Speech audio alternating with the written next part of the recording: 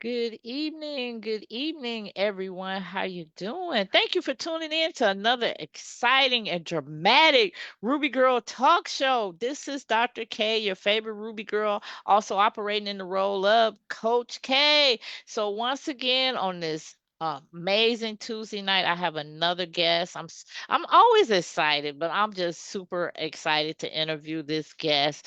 I've known her for quite a few years. We used to work together at a shoe store, and so we I think about our beginnings at the shoe store and where we at now. It kind of gave us a glimpse of where we were going to land. I wasn't too surprised when she ended up being a nurse because she's always had a heart of compassion. I was the one, believe it or not, that was a little rough. She was always the one that showed the care and compassion towards the customers. And I just believe God, even then, was birthing out her purpose. We think we're just doing our job. We think we're just doing excellent customer service when God is actually training us in what our eventually our future purpose will be. So, hey, Miss Nikita Bester. So, before we get started, what I'm gonna do is that I'm gonna introduce them to the Ruby Girl brand, and I'm gonna do you this favor because we've been friends for so long, and I'm going to find this video and I'm going to share it on your page because I know your people want to watch this video too. Let me see.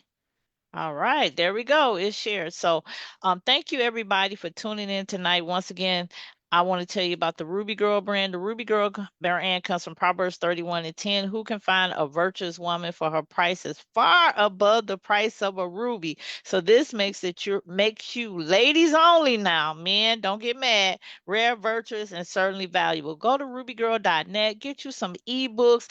Get your Ruby Girl shirt, represent the Ruby Girl brand, be part of the tribe with the right vibe. And also, while you're there, book for the Ruby Girl Talk Show. I'm always looking for guests, somebody to share their story, somebody to share their book, share their business, just whatever. If you want to come on the Ruby Girl Talk Show and just share, it's free for a limited time, only to the end of the year. So get booked, get booked. So, all right, Miss Nikita, could you introduce yourself and give us a 30-second powerful introduction?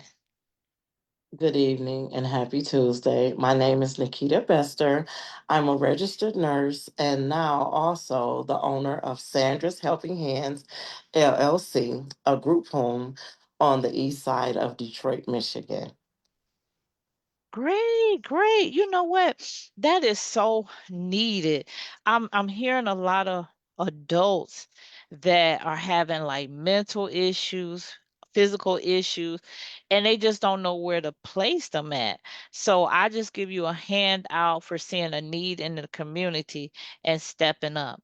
So we're gonna get right into the interview tonight. So I know some of y'all are just really want to know, how does she do this? Because you hear people talking all the time about what they want to do for the homeless, the less fortunate, but you don't see it manifest. And what I like about Nikita, since I have known her, if she said it, I don't care how many obstacles it was, she has always overcame them and done what she wanted to do. She's determined and she's stubborn. She would not let it go until she gets what she needs to get. And we all need to take that on because God has given us vision. He wants it to come to pass. So in order for things to come to pass, we got to be focused like Nikita was. So Nikita, you mentioned that you're a registered nurse.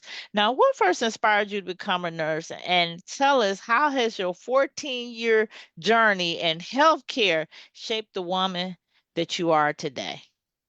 Well, as a child, I always wanted to be a nurse or a narcotics cop, helping people. That's what I always wanted to be. Life began to life, so the being a nurse was put on hold. But then eventually I said, you know what, Lord, I want to do what I really want to do for me. Mm. So then I decided to go to nursing school. So how was it in nursing school? Was it challenging for you? Nursing school was hard. It was Oh. it because I didn't know what to expect. I had never really been in healthcare like that before. So it was a lot of obstacles to overcome, but I really wanted to be a nurse. So I really just pressed my way through. It was a lot of rough, hard nights, a lot of days you wanted to give up, but I just kept going. Because I know you traveled from Michigan to, what was it, Illinois? It was Ohio. So I became an LPN here in Michigan first. Mm-hmm. And then I went back to Ohio and did a bridge program. And then I did my bachelor's at home online with Capella. That's amazing because a lot of people that do the nursing program is local for them, but you were willing to travel. So you were not only trying to get your degree, but you was traveling also. Yes, And you yes. know what I loved about it? You had a system, you and the ladies, it just wasn't you. Tell us about the ladies that were traveling with you too.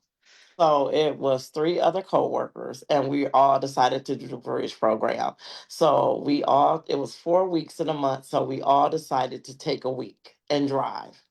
And we always met up and parked at our old job where we met. Oh, wow, that's amazing.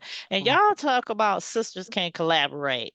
Look, let me tell you, these four sisters, they decided to get together and help each other achieve their goals. Do you think that collaboration, that sisterhood is really what kept you going? Did all four of y'all make it? Yes.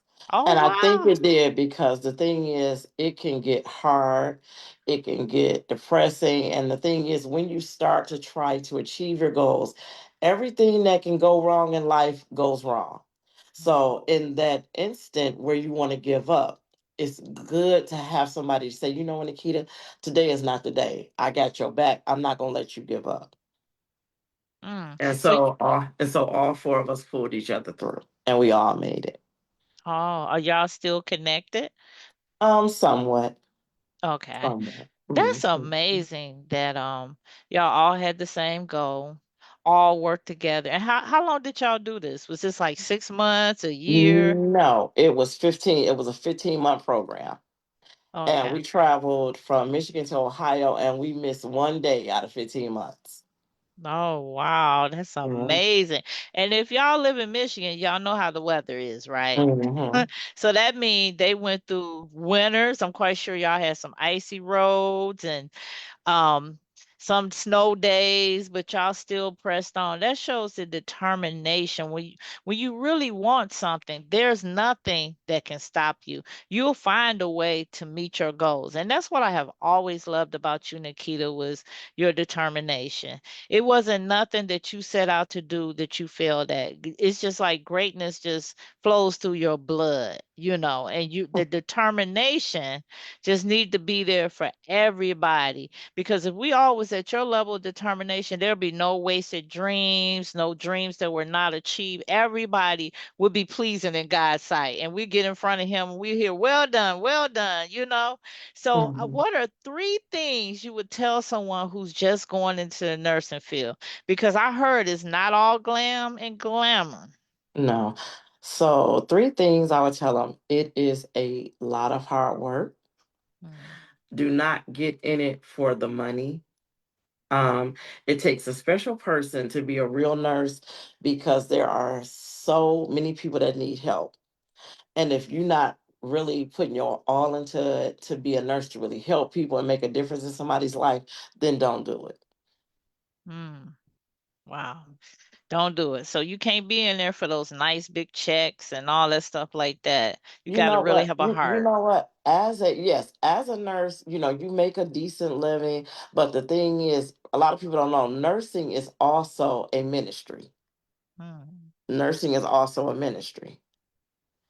So along with making a decent living, it's all about nurturing, education, being empathetic, sympathetic, you know and helping to sustain somebody's life, whether it's somebody that is diagnosed with stage 4 breast cancer, or somebody who's going to get better and go home. You just help them to maintain their dignity where they are.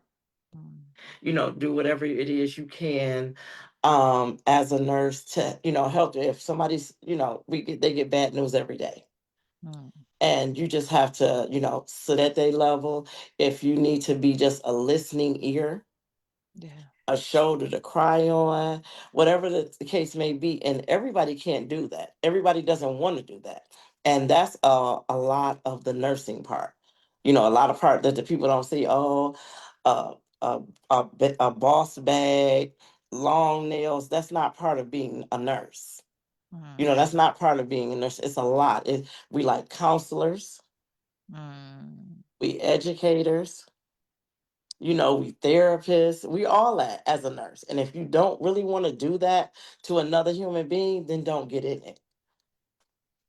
Do you think that nurses are underappreciated? That people are so focused on the doctors did this that they don't really realize how hard y'all are working behind the scenes too? They don't. But my gratitude I get from when the patients say, you know what, nurse, you educated me, you took time out with me, you made my stay at this hospital feel better, made me feel better. I was nervous, but you eased my mind. Every day you treated me like a person and not just, a patient. So that's where I get my gratitude. That's That's where I good. get that's where I get my gratitude. So I'm gonna ask you this $1 million question. Do you feel like that women of color have it a little bit harder to get their health care right? Do you feel like we really need someone to advocate? Because you hear it over and over where a lot of black women say, I feel like I wasn't heard. I feel like that they didn't pay any attention to me. Have you actually experienced that? I have, and it can be frustrating. Oh. But the thing is, you have to, being a nurse, you just have to take the platform that you have Hmm. and sometimes use it in different ways. Because a lot of times we're not heard. They want to have meetings and ask your opinion, but half the time they really don't care what you have to say or they're not listening. Wow. But you work just as hard as the doctors do, probably more, because the doctor come in for a few minutes and then you're left with the nurse. When I go to my doctor, sometimes I spend a lot of time with my nurse, not just because we cool, because she's asking me different questions and Exactly. taking notes to make it a little bit easier for the doctor. And then she tells me how like certain different doctors she worked with, they want different things. Like she said, some doctors do some of the work for her, be like, hey, I went on and ran the labs and stuff. Then she had ones that's just like, I want everything done for me. So is Mhm, it hard switching between this doctor to that and adjusting to their style? Because like with me, I have one manager at work, but mhm. to you, like you have multiple managers, right? Every time you work with a different doctor. What it is we have one manager, but we have multiple doctors that we work with. And the thing is, just like you said, when you've been working with them for years, the doctors you can trust and that have your back and you got their back. And then the laxy daisy ones, and you know what to expect from certain and it is you get familiar with them because this doctor wants all this done. He really cares about his patient. This doctor barely cares. This doctor doesn't really respond to you when you call. So it's just getting familiar with them, and then they get familiar with you as well as them earning trust in their nurses. Wow. That's amazing. That's amazing. I think now I'm a hospital person. I'm probably the only person that said likes to be in the hospital, believe it or not. They done literally had to kick me out of probably two hospitals because it's to me it's like a vacation. But I remember the nurses, what made the difference was the nurses, their personalities. About everyone I ran into, you could tell they genuinely cared about people. You can tell when somebody don't care. They just come in, do the basic functions, give you the basic conversation, and then they out. But Hmm. you have to always be learning. Do y'all have to take classes all the time, every year, certain certifications? How does that work? Well, with nurses, we have continued education Oh. every year. We have continued education. A lot of different modules, a lot of different learning modules because nursing is always evolving. Hmm. Procedures and things, policies are always changing. So we have to keep up on the latest so you can be an efficient nurse. How do y'all memorize all this stuff?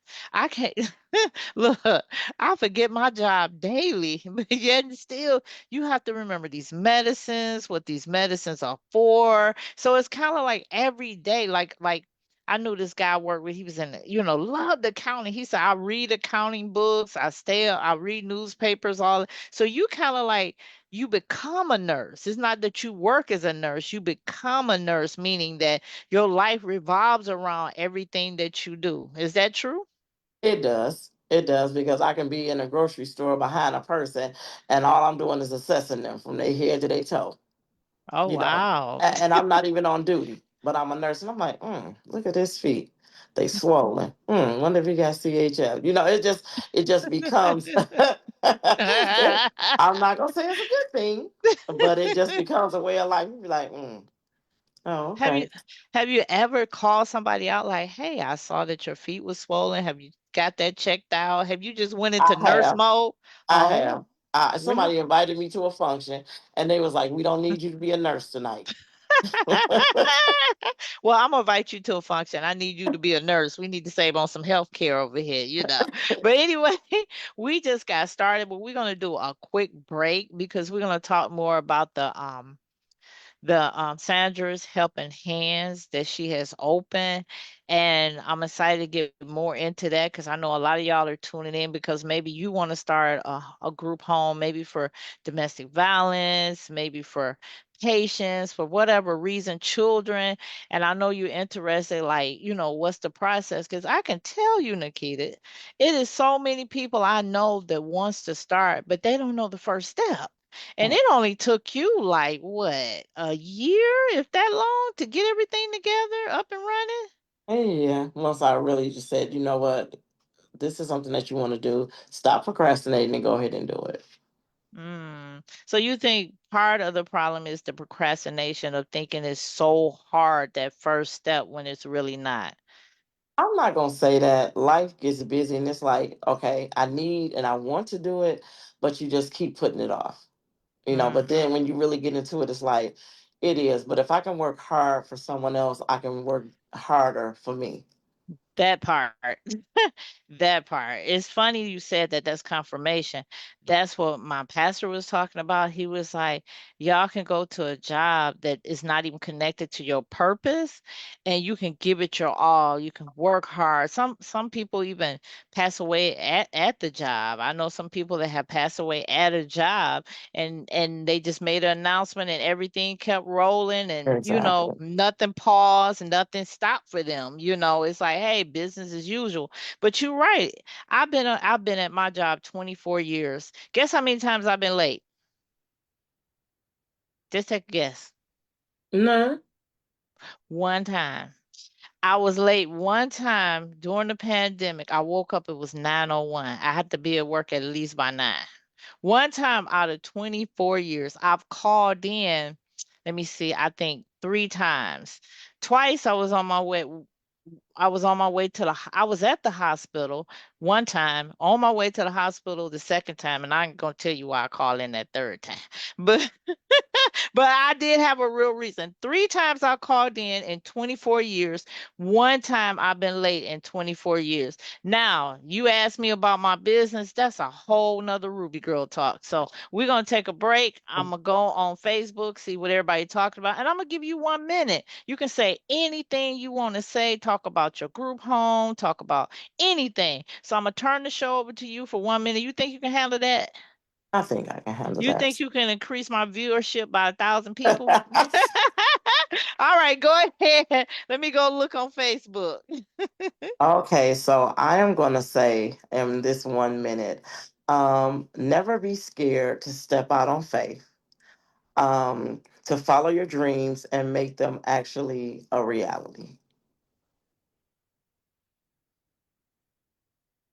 You got 30 more seconds.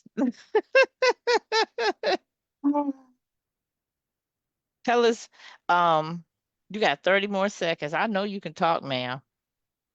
Um, I'm excited. I'm Uh, excited. I'm excited I'm about I'm excited about opening my group home and helping people in a different capacity. I'm excited for you because, like I said, I love to see people dreams manifest. Girl, we got comments here. Woo! Y- Ashante, I know you're familiar with who he is. He said, I'm so proud of you, Nikita. Melissa's out there. She said, good evening. She's a nurse. She said, yes, it is. Nursing is a calling. Ashante said, thanks for raising the question about how women of color are not always getting proper and excellent health care. Yes. And then Melissa says, yes, we RNs work hard. Teachers, counselors, therapists, social workers, and then we got to nurse the people too. Tamiko in the house. Great job, lady. So proud of both of you. Ashante, you become a nurse. It's not just a job. Amen. Preach. Mhm.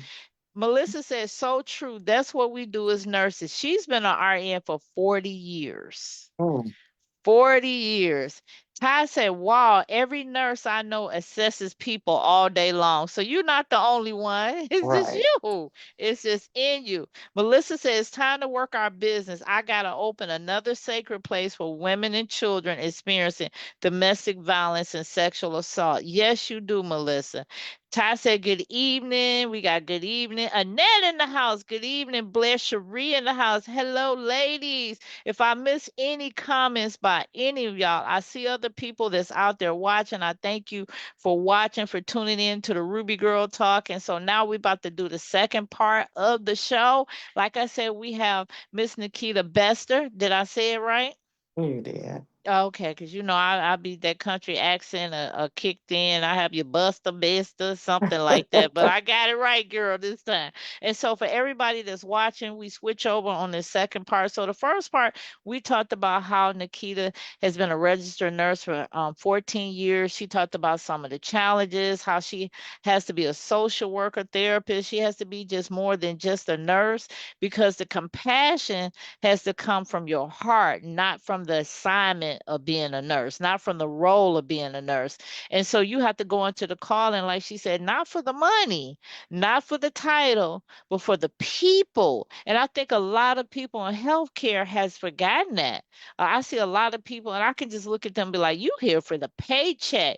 Because I've always known that you don't go in healthcare unless you care about people. That was always like the rule without it being spoken. But now, Nikita, I'm seeing people that's there, and you can tell they have no heart, no spice, no nothing. They just there. They just come in. Hey, how you doing? I remember one time I was went to forgot the name of this healthcare. And so I had went in there. I had been having issues with my stomach. This was when I was in my 20s, which wasn't long ago. And the doctor walked in. He looked at me and said, "You have a stomach infection." And I'm like, sir, you haven't ran a test. You haven't touched me. You haven't spoken. You just walked in. He was like, oh, I could tell from your chart you have a stomach infection. So I said, sir, please don't give me any more Malox. I have bottles of it at home. It don't work. You know what? I went to pick it up. He gave me the extra super big bottle I've never seen in my life of Malox. And I'm like, so at that point, I was just like, I'm just going to have to trust God because I was so frustrated. Every time I went to the doctor, they wasn't doing anything for me. They was just giving me Malox, and I'm steady telling them it's not working. So I know how it feels to be frustrated with the healthcare system. So I'm so glad that I'm connected to somebody that's a nurse. I can just go over your house and get assessed. So let's talk about Sandra's helping hand. So Sandra's helping hand is a legacy to your mother, Sandra. So tell us just a little bit about your mom. So my mother had 5 children, um, and she was a college graduate. Um, she was married, and at a time, her and my father separated. So she had a really good job at GM, and then she lost it due to having 5 children. Back in those days, nobody would babysit. So, we struggled. We didn't have a lot as children growing up, but we had love. She did the best that she could for us as a mother. Uh, we had a lot of dark days, but the love and her teaching us about God and taking us to church and the faith that she had, we had a bright light over us, even in our darkest days. So my mother was a giver. You know, if we had food and our neighbors didn't, we all ate for that day. And we'll just have to worry about, tomorrow. But she wasn't going to let the neighbors or her family members go hungry. If she had whatever she had, she would share. She would give you the shirt off her back, and nothing was ever done for accolades. She did it because that's who she was. Mhm. It's beautiful. I know your mom. Um, I remember the love that she showed me. I could tell she was the most tender-hearted person. I never knew the story that she had worked at GM. And you're right, back in the days, a woman could, well, way back in the days, probably before your mama was working, but there was a time that if you got pregnant as a woman, you got fired. I was talking to a guy one time and he was telling me, I went to a garage sale and he had this old fan and he said that his mother worked for DTE and said that she got pregnant and said that they let her go because she was pregnant and they gave her the fan as a going away gift. Because he said back then, if you got pregnant, there was no maternity leave or anything like that. Hmm. So for her to leave her job to raise five children, that was a lot because she needed that job to raise five children. Exactly. If you really think about what I remember about your home was there was a lot of laughter, there was a lot of love. It was not y'all didn't concentrate on what you didn't have. You was like when I met you, you was always hardworking. I could never say Nikita was lazy. I could never put them words about you. You have always been on time. You've been before time. She is y'all, let me tell you, she's a morning person. I am not. And I remember when I would spend the night over her mom's house and Nikita be up singing, happy, and I'm like, gospel songs, just everything. And I'm just like, like it ain't time yet. But what I remember, her mom invited me into her family like I was a daughter, and I started calling her mom Ma because that's what she was to me. She became like a mother to me. I remember her laughter, her smile, and just everything. And y'all was just a family, a tight knit family. And your brothers and sisters became mine, because I remember your brother, I moved one time. He was driving a U-Haul, didn't really know how to drive, didn't have a license. I was like, just follow me. Wherever I turn, you turn. And your two sisters helped me move. So we have history. So I know how this family has always taken in people. And what you said about your mom, she did the same thing to me. She took me in when things happen. And so I can see how you picked that up from your mom. You learn compassion from your mom. It's in your DNA. Now, what specific need did you see in your community that led you to take this leap of faith and open the group home? Well, working in an inner city hospital, I see the day to day challenges for men and women. Some people they're so non-compliant due to the different comorbidities or things that have happened in life. They don't remember to take their medication. Some people just don't have anywhere to stay. Some people just don't have anyone. So I want to open up Sandra's Helping Hands group homes to facilitate the people who need help with Mm, their everyday living. Some people just don't have anyone. And I mm, want to build, even though I'm opening a group home, I want to build like a brotherhood and a sisterhood within the group home. You didn't have anybody, but now you do. You know, remember, somebody does care about you. When you felt like you were all alone, you're no longer alone because you're here. Somebody cares for you, genuinely cares about you. mm. I noticed you put an S on there. So should we be looking for more homes to come? Yes, ma'am. What's your Yes. vision? Um, my vision is 6 to 10 of them. Oh, wow. That's a Mm, lot. Mm. I yeah, could my be, vision is 6 to 10 of them. let me see, what could I do? I can do paperwork. That's it. If there's paperwork, don't put me on the floor. I know it's been years, but don't just give me the paperwork. I'll dot the I, cross the T. I'm good at that. That's it.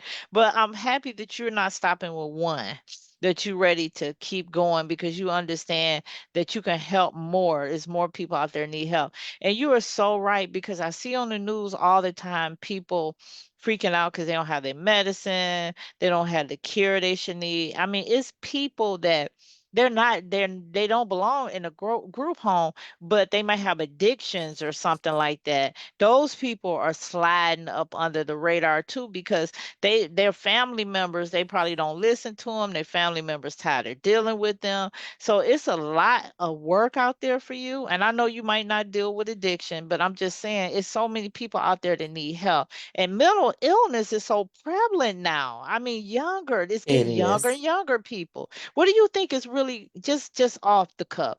What do you really think is causing all this mental illness? Well, you know what? Before I used to work at Stonecrest at a psych facility. Oh. And before I went to work at Stonecrest, it's always the myth, oh, people crazy, this, that, and the other. But when I tell you I am in love with psych, and I'm gonna tell you why. Mm. Because every single human being is one tragic event away from being a patient in a psych facility.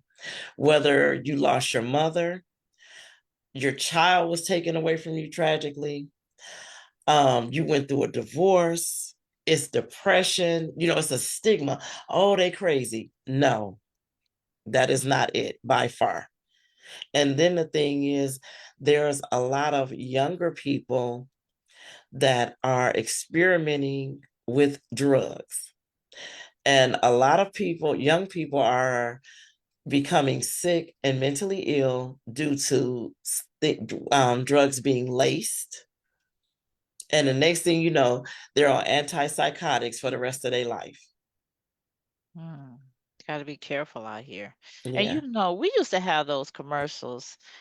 They were fried egg. Remember they said this is your brain on drugs. Yes. Yeah, they used to have like a not to get on drug commercials and stuff like that. I don't watch regular TV. I barely watch TV, but when I do, I don't see those commercials anymore. And I think a lot of kids are being taught that weed, it's okay to smoke weed and stuff like that. But things are put in weed that shouldn't be. And I can literally tell you, I know weed does affect you. It's not only just relaxes you. Sometimes it can do other things because they said the weed targets the front, the what is it, front Frontal lobe? lobe.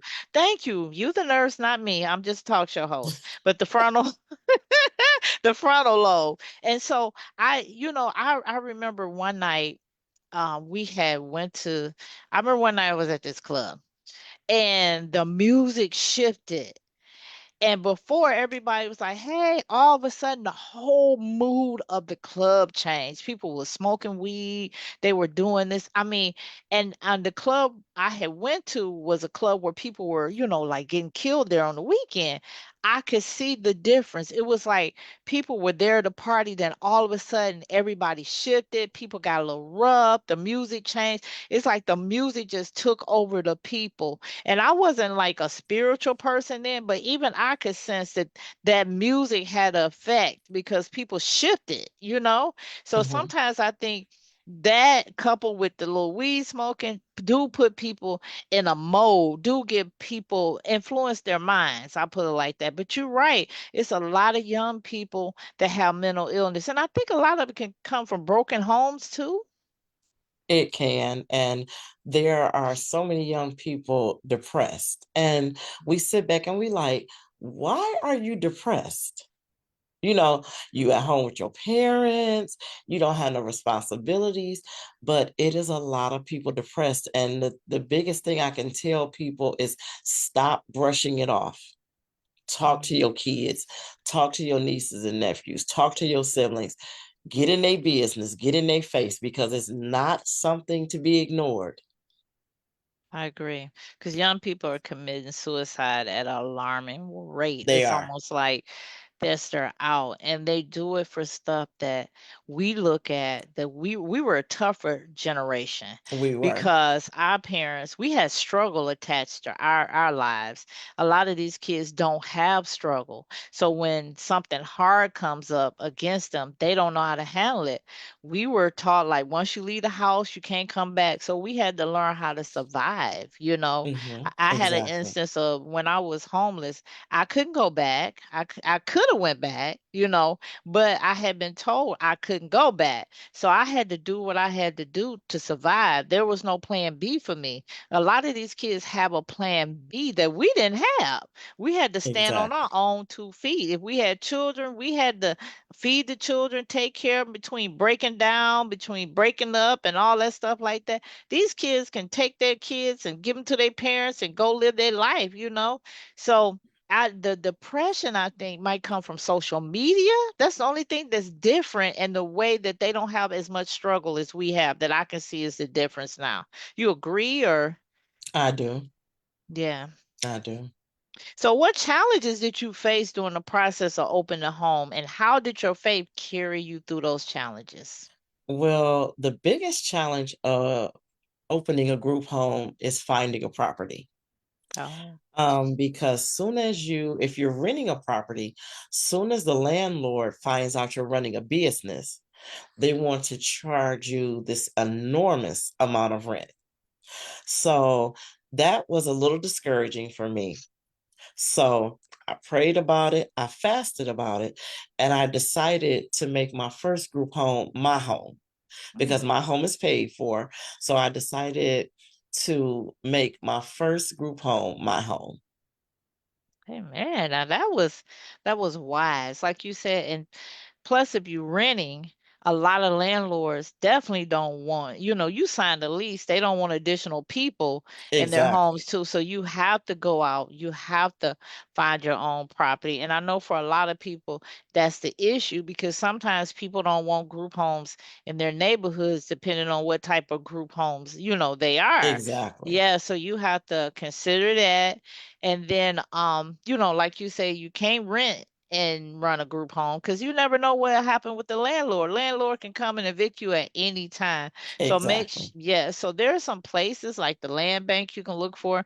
Here's a website I'm gonna give y'all for free. It's called auctions.com. Auctions with a S.com. You can go on there. You can find houses. Some properties you can bid on as low as $1, believe it or not. So I just gave y'all a freebie if you're looking for a house to find that you can on to one, the land bank, number two, auctions.com.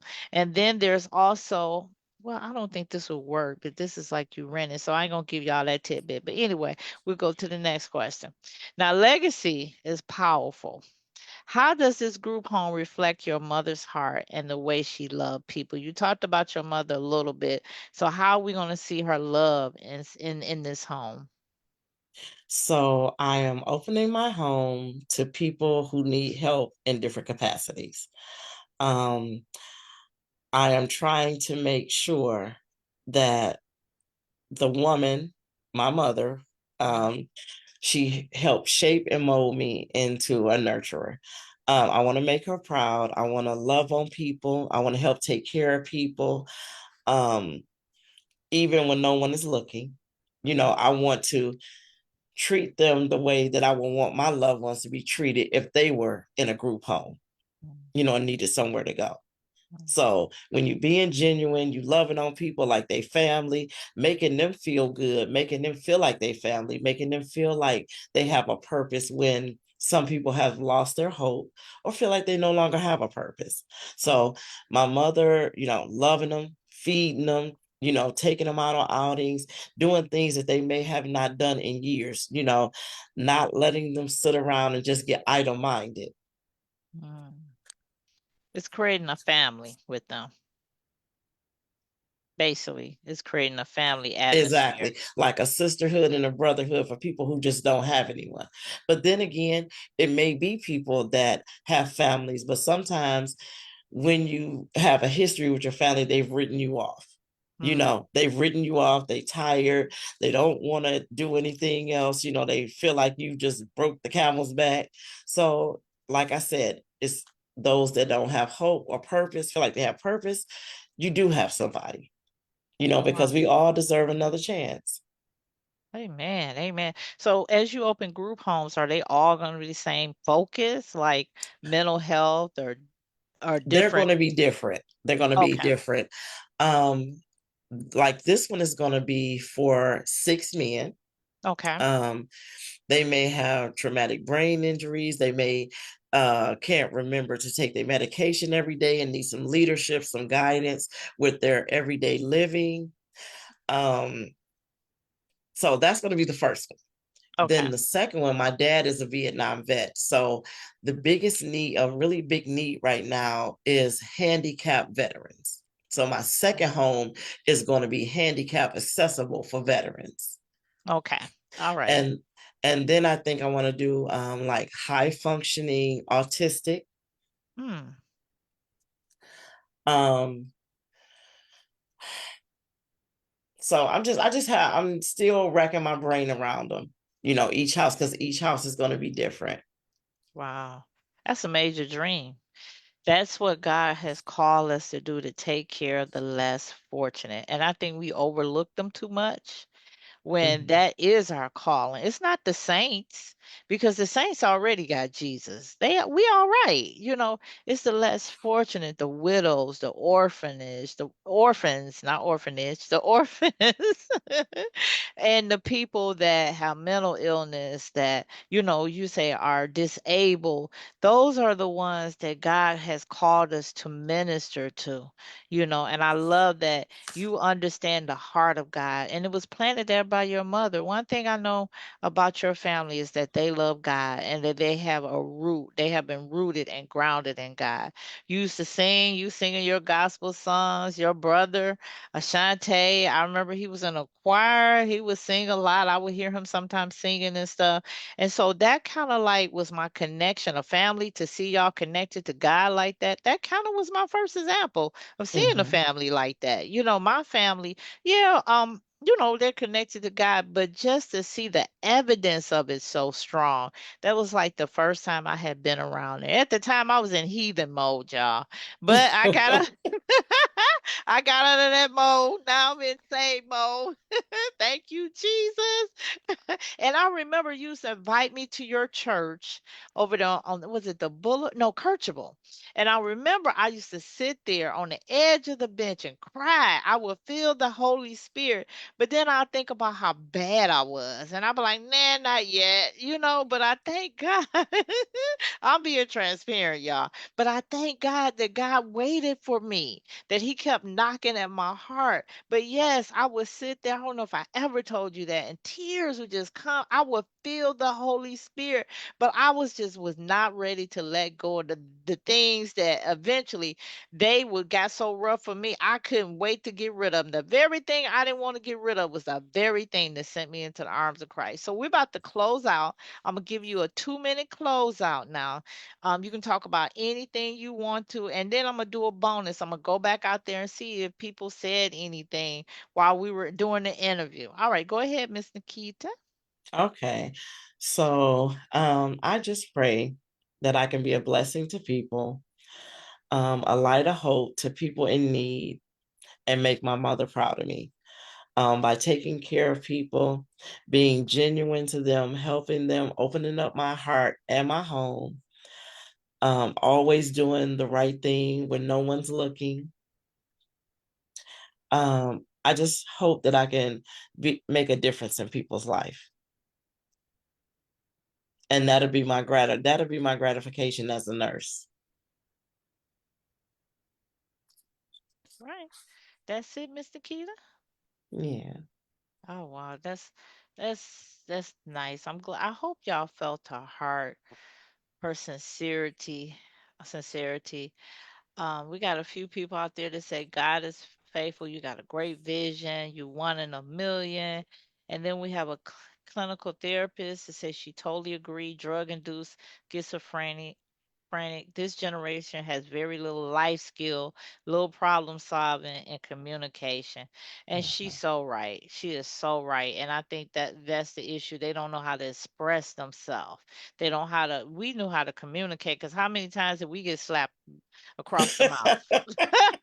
What do you say? Psst. We were, they were always silencing us. What you crying for? You just beat me. They don't get it. They don't get the belts and the Yeah. stitcher cord type whoopings and stuff like that. Where if we dared to call CPS, oh my God, our life was already threatened. But you know what? I remember telling my auntie. Now my auntie, she was always strict on her kids, and she terrified me. I think she whipped me one time, and I just knew she was gonna kill me, but she didn't. But I told her I appreciate how you put the fear of adults into us and taught us respect without having to tell us to be respectful. We Mhm. knew not to be disrespectful. I have not cursed in front of my auntie. in my 50s. And I have never cursed in front of my auntie, never disrespect her, never will, because I still have that fear Hmm. that she placed in me as a child. But I tell you, there's certain things I do, and I'm like, I don't know how I know this stuff, like survival skills, how to act at work, all that. Because you think about it, at Pickway, we knew how to be polite to the customers, customer service.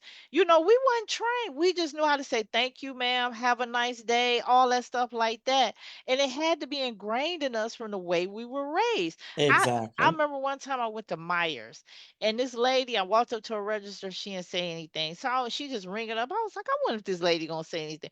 Do you know that lady rung me up and everything, never said one word, didn't tell me the total or nothing? We had a whole transaction with not one word said. And she was my age.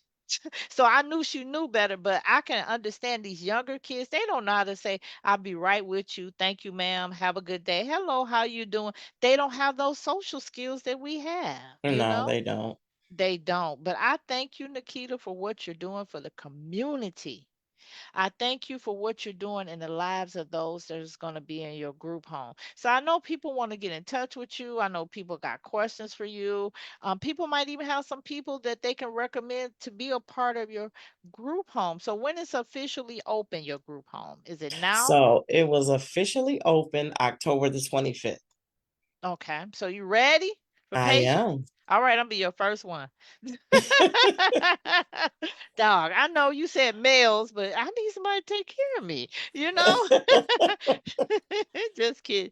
So give them your contact information so if they know somebody they can recommend or they just want to encourage you or help you or support you in any kind of way.